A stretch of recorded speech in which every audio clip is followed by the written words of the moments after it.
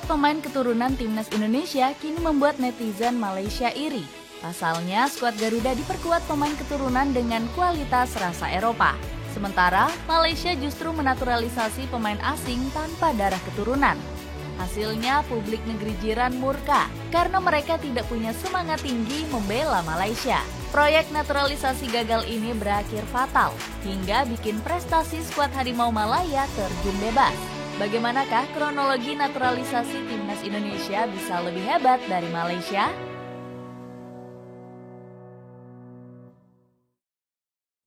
Karma menganggap remeh timnas Indonesia. Sepak bola Indonesia sempat dipandang sebelah mata oleh negeri jiran Malaysia. Alasannya karena prestasi timnas Indonesia tertinggal jauh dari skuad Harimau Malaya. Selain itu, ranking timnas Indonesia sempat terjun bebas ke posisi 191 di ranking FIFA pada 2016. Akibatnya, Asosiasi Sepak Bola Malaysia atau FAM meremehkan kekuatan skuad Garuda. FAM juga tidak mengikutkan Indonesia pada ajang Piala Merdeka 2023. Mereka lebih memilih mengundang Vietnam dan Thailand untuk mengikuti turnamen ini. Firdaus Mohammed selaku Wakil Presiden FAM membeberkan alasannya tidak mengundang timnas Indonesia.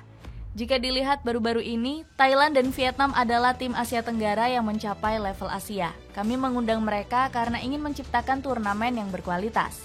Ungkapnya, komentar ini seolah-olah menyebut jika skuad Garuda berada di bawah Malaysia, Vietnam, dan Thailand. Media lokal Vietnam, Soha, menyebut komentar ini telah melukai harga diri Indonesia. Malaysia mengundang Thailand dan Vietnam karena kedua tim ini merupakan lawan yang kompetitif. Pernyataan dari Firdaus Mohammed seakan telah merusak harga diri Indonesia, tulis Soha. Selain itu, media asal Malaysia, Makan Bola, juga sempat meremehkan Indonesia dari segi peringkat. Pada bulan November 2023, Malaysia sempat menembus ranking 130 FIFA. Hasil ini didapat usai mengalahkan Kirgistan yang berada di posisi 102 ranking FIFA. Malaysia jadi negara Asia Tenggara paling berprestasi dengan lompat 7 peringkat, sementara Indonesia hanya menjadi pembantu Irak untuk naik peringkat, tulis Makan Bola. Pendapat ini memang keluar setelah Indonesia harus kalah telak atas Irak dengan skor akhir 5-1. Kesombongan Malaysia meremehkan timnas Indonesia langsung berbuah karma. Prestasi skuad Harimau Malaya mulai menurun hingga berhasil disalib kembali oleh skuad Garuda. Di Piala Asia 2023, Malaysia gagal lolos dari fase grup setelah finish di posisi juru kunci grup E. Tim asuhan Kim Pagon hanya meraih 1 poin dan jadi tim paling banyak kebobolan. Di kualifikasi Piala Dunia 2026, Malaysia juga baru saja menelan 2 kekalahan dari Oman. Skuad Harimau Malaya kini terjun ke posisi ketiga klasemen grup D. Sementara timnas Indonesia berhasil menembus babak 16 besar di Piala Asia 2023. Padahal timnas Indonesia diremehkan karena dianggap tim terlemah karena memakai skuad muda. Kiprah pasukan Merah Putih di Piala Asia 2023 bahkan dipuji oleh Jepang dan Australia. Kemudian timnas Indonesia juga sukses bangkit di kualifikasi Piala Dunia 2026. Skuad Garuda menang 2 kali beruntun atas Vietnam hingga merebut posisi runner-up sementara. Hasil ini membuat timnas Indonesia membuka peluang lolos ke putaran ketiga. Bukan hanya prestasi di lapangan, timnas Indonesia juga berhasil menyalip ranking Malaysia. Skuad Harimau Malaya kini berada di peringkat 136, 2 tingkat di bawah skuad Garuda. Pasukan Merah Putih berhasil menembus peringkat 134 FIFA. Skuad asuhan Shin Tae-yong naik 8 peringkat dari sebelumnya berada di ranking 142 FIFA. Jomplangnya kualitas naturalisasi Indonesia dan Malaysia.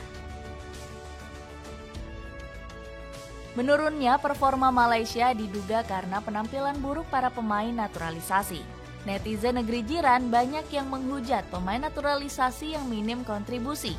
Warga negeri jiran sampai meminta federasi menghentikan proyek naturalisasi. Mereka merasa Asosiasi Sepak Bola Malaysia atau FAM sembarangan dalam menaturalisasi pemain.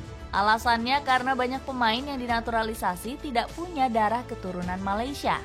Ada Romel Morales, Paulo Josu, dan Mohamedou Soumaré yang murni pemain asing. Ketiga pemain ini juga sering dihujat sebagai produk naturalisasi sia-sia. Berbeda jauh dari Malaysia, proyek naturalisasi timnas Indonesia bisa disebut lebih sukses.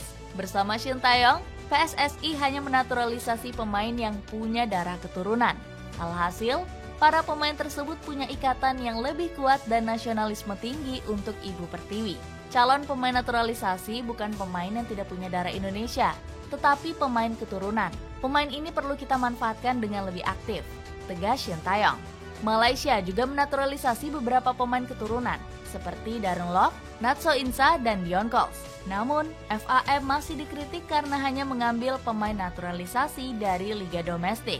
Hasilnya, banyak pemain lokal yang akhirnya kalah saing dengan produk naturalisasi. Di Piala Asia 2023, Malaysia jadi negara ASEAN terbanyak yang memakai naturalisasi dengan 14 pemain.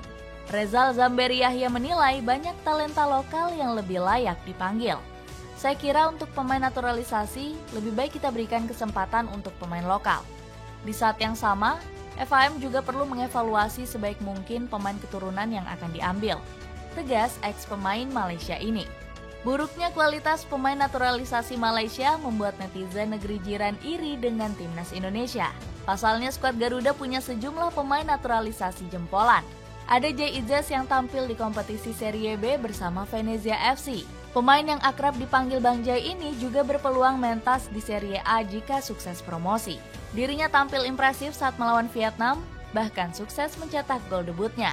Skuad Garuda masih punya Tom Haye dan Ragnar Oratmangun yang tampil di Eredivisie Belanda. Tom Haye bahkan dirumorkan sempat jadi incaran OGC Nice, klub asal Ligue 1. Justin Hubner juga baru saja dipinjamkan Wolverhampton ke Cerezo Osaka di divisi utama Liga Jepang.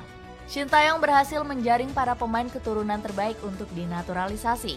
Pelatih asal Korea Selatan ini hanya mau pemain keturunan kategori grade A. Coach Shin Ogah memanggil pemain keturunan yang kualitasnya di bawah standar.